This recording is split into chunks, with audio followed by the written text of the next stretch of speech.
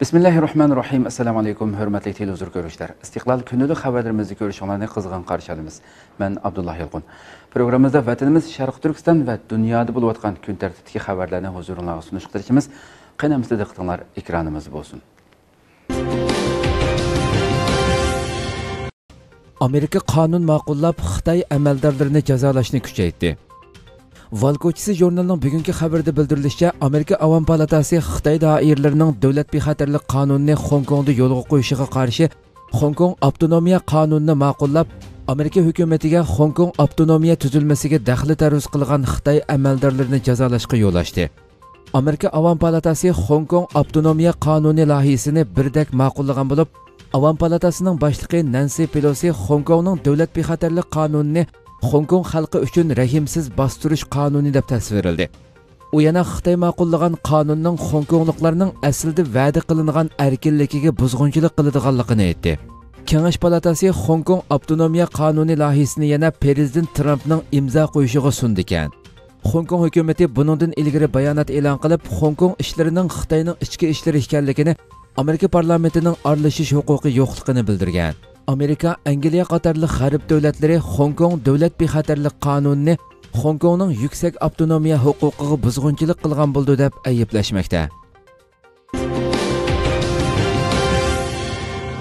Xitoyning TikTok app detalining josuslik qilmishi Turkiyada qattiq g'ulg'ula qo'zg'adi. Uzundan buyon dunyo kun tartibida har xil temalarda kun tartibda turayotgan va bexatarlik jihatdan intayin xatarlik ekanligi tilga ilinayotgan Xitoyning TikTok app detalining Xitoy uchun josuslik qiladiganligi Turkiyada g'ulg'ula qo'zg'adi. Turkiyadagi eng mashhur gazetlardan biri bo'lgan Milliyat gazetining bosh sahifasiga yonchuqdagi Xitoy josusiy mavzusida berilgan xabar har qaysi televizor kanallarida berildi. Mazkur app detalining ishlatuvchilarining telefonidagi barliq shaxsiy uchurlarni umumyuzlik shaklda Xitoyga yo'llaydiganligi ilgari surilgan xabarda bu app detalini ishlatuvchilardan yiroq turish kerakligi qattiq ta'kidlandi. Bir qancha kun burun mazkur app detali haqida chiqqan jiddiy xabarlardan keyin Turkiyadagi munosabatli doiralarmo tekshirish boshlagan edi. Sosyal ağ TikTok'un Türkiye'de 30 milyon kullanıcısı var. Verdiği izinleri gözden geçirin. Burada izin istediğiniz kadar gözden geçirin. Cepteki Çin casusu dediği TikTok. Eğer TikTok'unuz varsa hiç kusura bakmayacaksınız. O telefondan banka işlemleri yapıyorsanız o yaptığınız banka işlemleri Çin'e gitti. O telefonda hanımınızın, çoluğunuzun, çocuğunuzun, kendinizin fotoğraflarını çektiyseniz o fotoğraflar Çin'e gitti. O telefonda biriyle mesajlaştıysanız konuştuklarınız Çin'e gitti. O telefonda siz farkında değilsiniz ama mutlaka kameranız açıldı. Siz evdeyken hiç farkında olmadan videonuz kaydedildi. Geçmiş olsun. Telefonunuzda TikTok var mı? İster iOS olsun telefonunuz, iOS olsun, isterse Android olsun, fark etmez. Xitoydagi kalkun ofati Sansha to'smasini vayron qilish oldida turmoqda. Beijing to'rining bugungi xabarida bildirilishicha, Changjiang daryosidagi 1-nomerlik kalkun Sansha to'smasiga qistab kelmoqda. 6-oyning 5-dan boshlab Xitoyning janubidagi ko'p qism rayonlarda yomg'ir ofati uzilmay davom qilgan bo'lib, Xitoy Suv ishlari ministrligi 7-oyning 2 kuni Changjiang daryosining yuqori eqinida 1-nomerlik kalkun shakllanganligini, kalkun suyi Sansha suv ombiriga qattiq besim qilayotganligini e'lon qildi. 29 iyun Sansha to'smasining 2 qopqi echib etilgan bo'lib, shundoq bo'lishiga qaramay 3 yilga suv ombirining suyi o'lchamdagidan 2 metr eshib ketib, 146,97 metrga yetgan. Chongqingning yuqori iqimi va Wuhanning tuvanki iqimidagi Sansha to'smasi xatar ichida qolgan.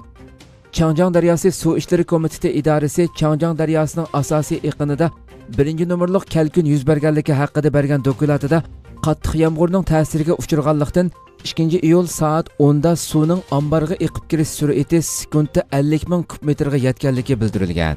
Xitoy taratqullarining xabariga qaraganda tushdan keyin soat 2gacha kalkun suyining Sansha suv ombiriga eqib kirish miqdori sekundda 53 ming kub metrga o'rlagan. Suv ombiriga eqish miqdori oldingi yildagi o'xshash mezgilda sekundiga 35 ming kub metr qilib bekitilgan ekan. Sansha to'smasi joylashgan Xubey o'lkasida 27-iyundan 1-iyulgacha uda qattiq yomg'ir yoqqan. Bu o'lkalarga tava 14 viloyat darajalik shahar va 63 nahiyada jami 1.821.000 odam ofatga uchragan. Buning ichida 3 odam qazo qilgan, 22.800 odam jiddiy yo'tkalgan, 11.600 uy buzilgan. Sensha to'smasining o'ttir va tuvan eqindagi Xubeyning ahvoli haqida bir sindi ko'rsatilishicha, ig'ir suvga chilangan Yichang shahri 2-sida seriq yomg'irdan mudofialanish signali tarqatgan. 2 iyul Suv ishlari ministrligi tushdan keyin soat 12 gacha Xitoyning 19 o'lkasidagi 304 daryoning suv o'rnining oldingi yillarga qaraganda ogohlantirish siziqidan ko'p eshib ketganligini e'lon qilgan.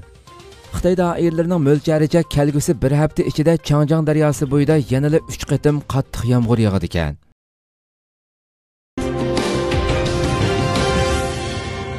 Amerika parlament a'zolari hukumatni Sharqi Turkistondagi vahshiyliklarni aniqlab chiqishga chaqirdi. Amerika ovozining bugungi xabarida bildirilishicha, Amerika parlament a'zolari hukumatni Xitoyning Sharqi Turkistondagi vahshiyligini rasmiy aniqlashga va aloqador Xitoy amaldorlarini jazolashga chaqirdi. Kengash palatasi va Avam palatasining 70 dan ortiq a'zosi Amerika hukumatini Xitoyning Sharqi Turkistonda elib berayotgan irqiy qirg'inchilik va insoniyatga qarshi turish jinoyatini o'z ichiga olgan rahimsiz jinoyatlarni rasmiy aniqlab chiqishni va kishini g'azablantiradigan siyosatlarni yo'lga qo'ygan Xitoy amaldorlariga yurgiziladigan jazoni amaliylashtirishni talab qildi. Cumhuriyetçiler Partiyasining Federatsiya Kengash palata a'zosi Marco Rubio, Demokratik Federatsiya Kengash palata a'zosi Menendez, Cumhuriyetçiler Partiyasining Federatsiya Avam palata a'zosi Smith, Demokratlar Partiyasining Avam palata a'zosi James McGovern va boshqa 74 parlament a'zosi payshanba kuni Xitoyning Sharqi Turkistondagi Uyg'ur va boshqa yerlik millatlarga qarshi elib berayotgan vahshiyliklar haqida Amerika Tashqi ishlar ministri Mike Pompeo va Moliya ministri Min Uchinga maktub avatgan. Maktubda munolar bildirilgan. Xitoy Uyg'ur oilalarini madaniyat va diniy e'tiqodini qasddan yo'qotyotidi. Shundaqla ayollarga qartilgan zo'ravonlikni davomlashtiryotidi. Xitoyning bu kishilik huquq dafsandichilik jinoyati Amerika va xalqaro jamiyatning inkosiga muhtoj. Maktubda yana biz sizlardan Xitoyning bu qabih siyosatini ayblashinglarni va bu jinoyatlarni sodir qilgan Xitoy amaldorlarini jazolashinglarni talab qilamiz. Buningdan boshqa biz hukumatdan Xitoyning Uyg'urlar va boshqa musulmon yerlik millatlarga qartilgan irqiy qirg'inchilikni o'z ichiga olgan rahimsiz jinoyatlarga mas'ul bo'lish bo'lmasligi haqida qaror chiqarishinglarni so'raymiz. Parlament a'zolari yana Amerika hukumatini boshqa davlatlar bilan hamkorlashib, Birlashgan Millatlar Tashkilotining Xitoyning Sharqi Turkistondagi siyosatini tekshirish va xotirlash tashabbusini qo'llashini talab qilgan. Ular yana vakillarimiz, ittifoqdoshlar va sheriklar bilan hamkorlashib, Birlashgan Millatlar Tashkiloti Xavfsizlik kengashida dokument berish yig'ini etishi va Sharqi Turkiston vaziyati to'g'risida alohida dokument berguchini tayinlashi kerak degan. Kengash palata a'zosi Chris Simmons Xalqaro Olimpik komitetini Beijingning 2022-yillik qishliq olimpik tanarkat musobaqasi o'tkazish huquqini bekor qilishga chaqirib, xalqaro jamiyat irqiy qirg'inchilik yoki insoniyatga qarshi jinoyat bilan shug'ullangan har qanday davlatni mukofotlamaslik kerak deganlarni bildirdi. Trump Hindiston hukumatini Xitoy bilan bo'lgan talash-tortishda tavranmaslikka chaqirdi. Hindiston vaqt kelsining 2 iyuldagi xabarda bildirilishicha, Trump Xi Jinpingning Ladakh masalasida Hindistonla emas, yana 20 davlat bilan zimin mojarosi qilayotganligini, Hindistonning Xitoy bilan bo'lgan talash-tortishda tavranmasligini bildirdi. Prezident Donald Trump payshanba kuni Hindistonning Xitoy bilan bo'lgan talash-tortishining o'ttirisida tavranmasligi, Xitoyning Ladakhdagi tajovuzchilik maydonining dunyoning boshqa joylaridagi tajovuzchilik andisi bilan o'xshash ekanligini o'ttirg'a qo'ydi. Prezident Trump ishxonasi Xitoyning boshqa joylaridagi tajovuzchiligi to'g'risida tafsili to'xtalmagan bo'lsa-mu, biroq Xitoyning chegara mojarosini uzluksiz kengaytirayotganligini ko'rsatdi. Amerika Tashqi ishlar ministri Mike Pompeo yaqinda Xitoyning tajovuzchilik maydoniga taqobil turish uchun Amerikaning Hind okean va Tinch okean rayonidagi darajadan tashqari harakatlariga diqqat tortgan edi. Xitoy quruqliq va dengizda o'ktamlik bilan zimin da'vosi qilayotganligi sababidan Hindistonni o'z ichiga olgan Bruney, Filippin, Indoneziya, Malayziya, Singapur, Laos, Kambodja, Tailand, Yaponiya, Vyetnam qatorliq 21 qo'shni davlat bilan o'xshash bir vaqtda jadal qilishga boshlagan. Ma'lum bo'lishicha, oldingi oyda Xitoy paraxoti Parasil orolida tijorat qilayotgan vyetnamliklarning baliqchilik kemasini so'qiyotgan bo'lib, Xitoyning bu xil harakati yumshoq vositalar bilan Janubiy dengizning qisman rayonlarida zimin egillash harakati deb qaralgan.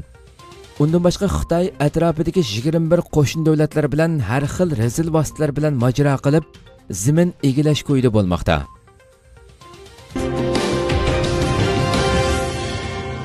Amerika hukumati e'lon qilgan Sharqi Turkistondagi savdo ta'minot zanjiri haqida tavsiya qarshi elindi.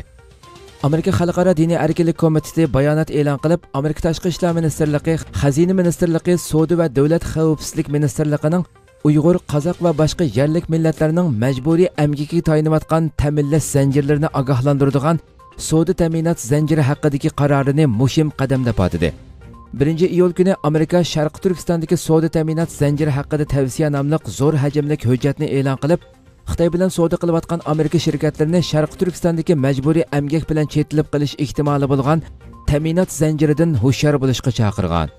Tavsiyanomada Xitoy rejimining Uyg'urlarni zo'r ko'lamda Xitoy o'lkalaridagi zavodlarga ishchilikqa yo'tkab, ishlab chiqarish sexlariga amgakka o'rinlashtirganligi. Shu sababdan Amerikadagi savdo shirkatlari, ilmiy tashkilotlar, shaxslar va mablag' solg'uvchilarning bu xil zulmlarga sherik bo'lib qolmasligi uchun Xitoy shirkatlari bilan savdo qilishdan ilgari shu shirkatning mahsulotlari bu xil majburiy amgak bilan qanchalik bog'lanishga ega ekanligini tekshirib ko'rish lozimligi ta'kidlangan. Amerika Xalqaro diniy erkinlik komitetining komissarlari Nuri Turkal va Gari Bauer qatorliqlar bayonotdagi so'zida yuqorqi qarorning intayin muhimligini ta'kidlab, bu Uyg'ur qatorliq musulmon yerlik xalqlar uchrayotgan zamonaviy qulluqqa qarshi kurash yo'lida e'lingan muhim qadam. Savdo ta'minot zanjiri haqida tavsiya natijasida Amerika shirkatlari amdi ta'minlash zanjirlarida yuz berayotgan ig'ir kishilik huquq dafsandichiligini ko'rmasga sololmaydi dedi. Amerika Kengash palata a'zosi Marco Rubio bu vaqtda Twitter'dagi uchurida yuqorqi qarorni qo'llash bilan birga o'zi tunishtirgan Uyg'urlarni majburiy amgakka selishni cheklash qonun loyihasining darhol ma'qullanishi kerakligini eskartdi.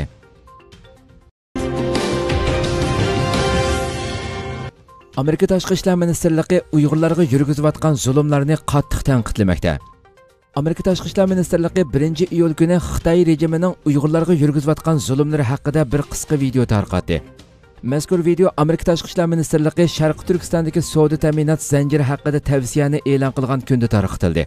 Videoda Xitoy rejimining Sharqi Turkistonda 1 milliondan ortiq kishini lagerlarga qamaganligi, buning Sharqi Turkistondagi har 14 kishidan birining majburiy holda oila hayotidan mahrum qilinganligidan derak beradiganligi bayon qilingan.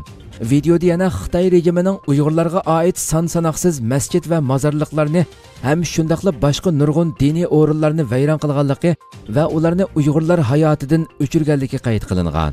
Videoda yana mundaq deyilgan: dinga ishonish, diniy yo'sinda kiyinish va hatto ona tilingizda so'zlashmo Xitoy rejimi tarafidan yo'qitilmoqda.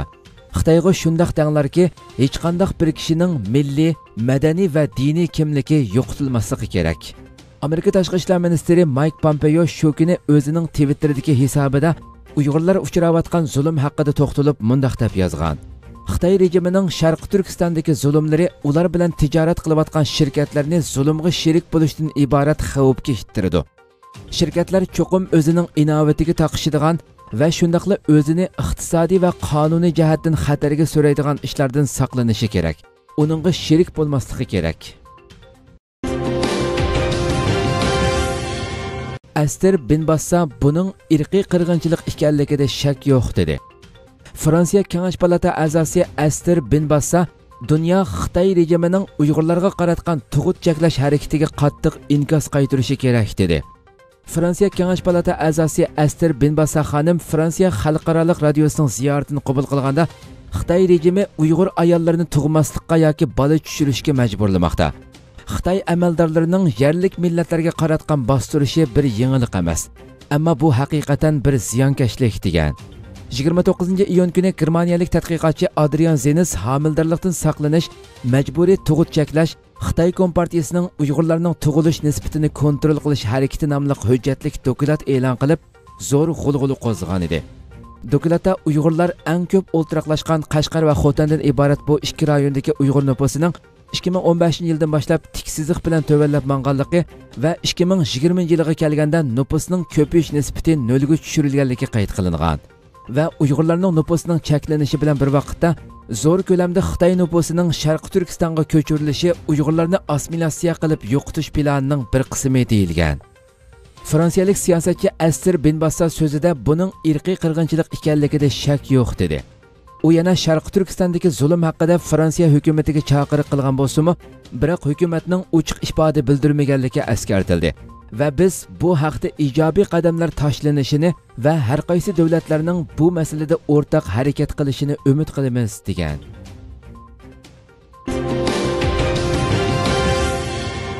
Xitoy josuslik yumtalining Uyg'urlarni keng ko'lamli ta'qib qilib kelganligi oshkorlandi. Markaziy Amerikaning San Fransisko shahridagi Lookout nomli bir tor bexatarlik shirkati 1-iyul Xitoyning davlat ichi va sirtidagi Uyg'urlarning tor, aqliy fon va boshqa elektronlik aloqa vositalariga josuslik yumtali o'rinlashtirib, keng ko'lamli ta'qib qilib kelayotganligini ilgari surdi. Dokladda ta'kidlanishicha, Xitoyning bu xil ta'qiblash harakati 2013-yildan beri davomlashib kelmoqda ekan. Dokladda bu uning kishilarni eng yaxshi taniydigan aqliy fonni ishlatib, sonliq ma'lumot yig'ish yo'lidagi mavhum va keng ko'lamli harakatining bir parchasi ekanligi ta'kidlangan. Dokladda ilgari surilishicha, ular buningda 8 xil yomon g'arazlik yumtalning bir-biriga bog'lanishlik ekanligini tepib chiqqan. Xitoy rejimiga bog'lanishlik bu guruhlarning Sharq Turkistondagi ko'p sonliq musulmon Uyg'urlar ishlatadigan Android telefonlariga qaratilgan hujumning burun o'ylagandan-mu keng ko'lamli ekanligini ko'rsatib beradi ekan.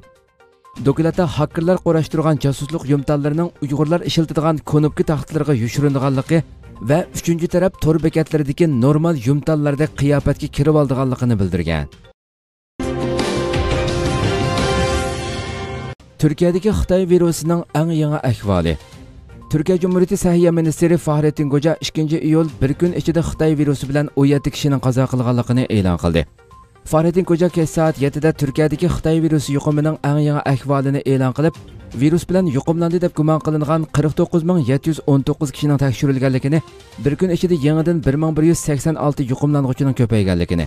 Buning bilan Turkiyada Xitoy virusi bilan yuqumlanuvchilarning soni 239005 ga yetganligini, bir kun ichida 17 kishi qazo qilib, jami qazo qilganlar 5167 kishiga yetganligini bildirdi. Ministr yana davolanayotgan bemorlar ichida 1543 nafarning salomatligining asliga kelganligini, 1067 bemorning kasalining og'ir ekanligini, Burdur shahri bilan Gümüşxonada 2 kundan beri Xitoy virusi bilan yuqumlanuvchilarning ko'rilmaganligini, İstanbul, Ankara, Gaziantep, Konya, Bursa qatorliq 5 viloyat shaharda yuqumlanuvchining soni ko'p ekanligini, xalqning hozirgi holatga qanoatlanib turmasdan ijtimoiy so'rinlarda orliq saqlash, maska taqash qatorliq tadbirlarni birlikda ching tutib, Xitoy virusining yuqumlanishini texmi azaytish kerakligini bildirdi. Bugun Sharq Turkiston xalqining qalbida o'chmas iz qoldirgan va xalqimizning Xitoy tajovuzchilariga asla bosh egmaydiganligini dunyoga jakarlagan, adolat uchun maydonlarga to'kilgan xalqimiz ishg'ol kuchlari tarafidan vahshiylarcha qatl qilingan 5-iyul Urumchi qatliamining 11-yili. Vaqa va mulohiza programmamizning 7-sonida Kamina Abdullah Yalqun qonliq Urumchi qatliami nimani ifodalaydi? Nimaga erishdik, nimadan ayrildik? Qatliamdan keyingi Sharq Turkiston vaziyati. Urumchi qatliamidan keyingi Sharq Turkiston da'vosi qaysi saviyaga keldi? Dünya jamoatchiligi va islom dunyosining sukuti qachongacha davom qiladi qatorliq savollarni so'rayman. Xalqaro Sharq Turkiston tashkilotlar birligi raisi Hidoyatulloh O'g'izxon apandi, Uyg'ur tadqiqot instituti raisi va strategiya mutaxassisi doktor Erkin Akram apandi, Ankara Universiteti Adabiyot fakulteti o'qituvchisi doktor Erkin Ahmad apandi qatorliqlar javob berdi.